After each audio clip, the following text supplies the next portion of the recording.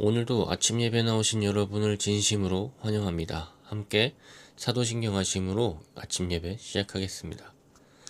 전능하사 천지를 만드신 하나님 아버지를 내가 믿사오며 그 외아들 우리 주 예수 그리스도를 믿사오니 이는 성령으로 잉태하사 동정녀 마리아에게 나시고 본디오 빌라도에게 고난을 받으사 십자가에 못 박혀 죽으시고 장사한 지 사흘 만에 죽은 자 가운데서 다시 살아나시며 하늘에 오르사 전능하신 하나님 우편에 앉아 계시다가 조리로서 산자와 죽은 자를 심판하러 오시리라. 성령을 믿사오며 거룩한 공예와 성도가 서로 교통하는 것과 죄를 사하여 주시는 것과 몸이 다시 사는 것과 영원히 사는 것을 믿사옵나이다. 아멘. 오늘 함께 읽을 말씀은 시편 91편 11절에서 15절입니다. 말씀 읽겠습니다. 그가 너를 위하여 그의 천사들을 명령하사 내 모든 길에서 너를 지키게 하심이라. 그들이 그들의 손으로 너를 붙들어 발이 돌에 부딪히지 아니하게 하리로다. 내가 사자와 독사를 밟으며 젊은 사자와 뱀을 발로 누르리로다. 하나님이 이르시되 그가 나를 사랑한즉 내가 그를 건지리라. 그가 내 이름을 안즉 내가 그를 높이리라. 그가 내게 간구하리니 내가 그에게 응답하리라. 그들이 환난 당할 때에 내가 그와 함께하여 그를 건지고 영화롭게 하리라. 아멘. 오늘 이 말씀이 우리에게 삶이 되고 힘이 되고 즐거움이 되고 소망이 되기를 소망합니다. 우리가 하나님을 제대로 믿으면, 하나님을 잘 믿으면, 진심으로 믿으면 자유로워집니다.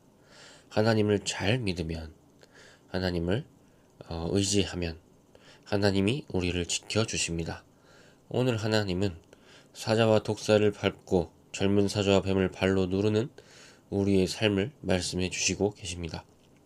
하나님은 우리가 하나님을 사랑하면 하나님이 우리를 건지신다고 말씀하고 있으십니다.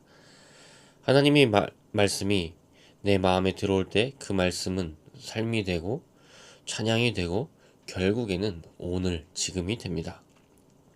그것이 우리가 믿는 이유임을 고백합니다. 그런데 말씀을 우리가 멀리 있다고 생각하고 거리를 두기 시작하면 그 말씀은 우리에게 역사할 수 없습니다. 제가 신학교에 다닌 세월이 7년 정도 되는데 신학교에서는 말씀을 연구를 많이 합니다. 그런데 연구를 하다 보면 좀 가슴 아픈 일들이 한 번씩 일어납니다. 신앙을 잃는 신학생들이 가끔 생깁니다. 이 말씀은 누구에게 말하는 것이지 우리에게 말하는 것이 아니다라고 이렇게 가르치는 그런 루트가 좀 있어요. 이 화자 찾기 게임을 하는 거거든요. 그거 언제 쓰였는지, 진짜 쓰였는지, 뭐 이런 역사성도 따지고, 뭐 이런 것도 따집니다. 그런데 이런 것들이 적용이 잘못되면, 잘못된 취지의 가르침을 가질 수 있습니다. 이런 가르침이 계속되면 성경을 볼 필요가 없어진다고까지 이야기하면서 신학교를 나가는 친구들도 있습니다. 하나님이 우리에게 남겨주신 유산을 오히려 깊이 찾는 모습을 하다가 하나의 시험지로 바꾸고 거기서 의미를 찾지 못하는 것이죠. 최근에 수능이라는 시험을 봤습니다. 저는 이런 시험을 보면 그 대한민국의 교육에 대해서는 도대체 문제가 뭘까라는 생각을 합니다. 제 고등학교 선생님께 친구가 찾아간 적이 있습니다. 담당이 영어셨습니다. 그리고 친구도 영어과를 졸업했어요. 그런데 가니까 이제 영어과 친구하고 선생님하고 하는 이야기가 의미가 있었습니다. 선생님이 너는 영어로 대화할 줄 아냐고 물어보셨습니다. 40년 영어 가르치셨는데 이게 말하는 거랑 영어를 잘하는 거랑은 또 달라진 게 한국 교육의 문제가 된 것 같아요. 얼마 전에 수능 문제를 하버드 교수님이 푸는 그 영상을 봤는데 이분이 70점을 맞으시더라고요. 이분도 인서울은 못하는 겁니다. 대치동 가셔야 되거든요, 이분.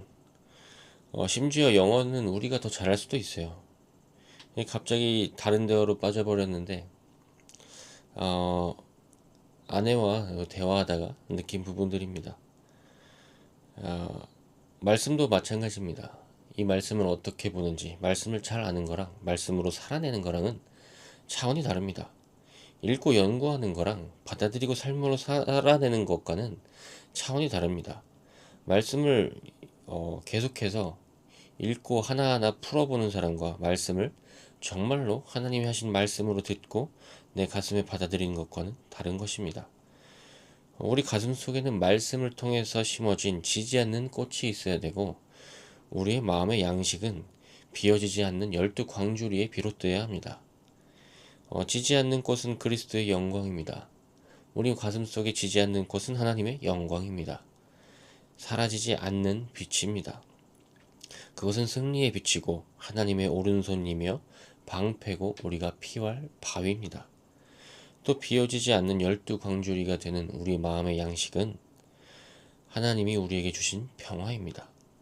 하나님이 우리를 영화롭게 하셨으니 그 평화는 우리 마음을 비워내지 못하도록 우리를 계속 채워주십니다.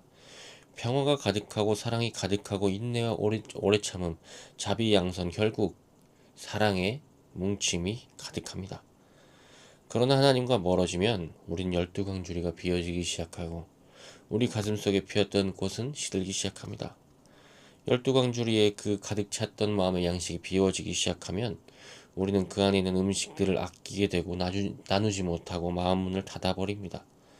나눌 수 없으니 가둬버리는 것이죠.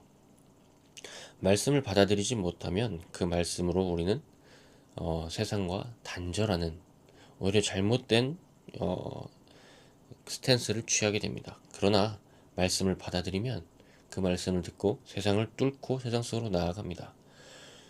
독사를 밟고 젊은 사자를 이기고 짓이기고 나아갑니다. 승리의 나팔을 불며 나아갑니다. 즐거움으로 나아갑니다. 숨지 않습니다. 요즘 이제 청소년들과 이야기를 하면 스마트폰이 상당히 문제입니다.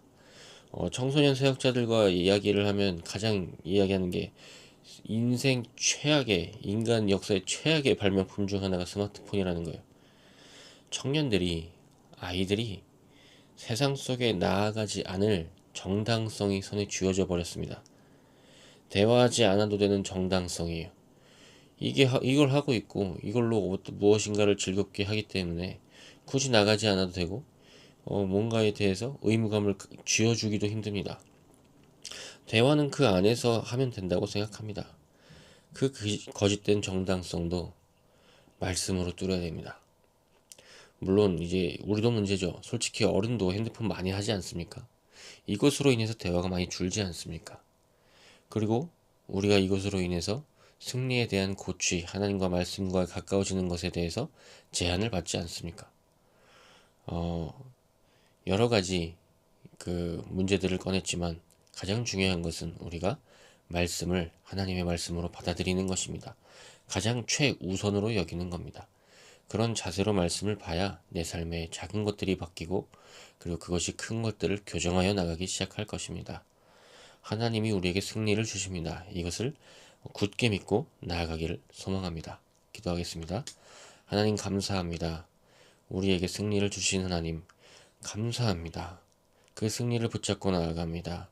다른 것을 붙잡지 않고 하나님께서 주신 그 즐거움으로 말미암아서 이웃을 사랑하고 하나님을 사랑하며 나아가기 원합니다.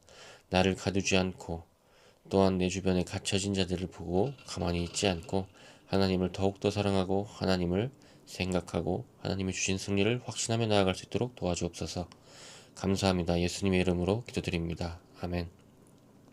승리 주신 하나님께 우리가 나아가며 기쁨으로 오늘을 승리하시기를 축복합니다. 감사합니다.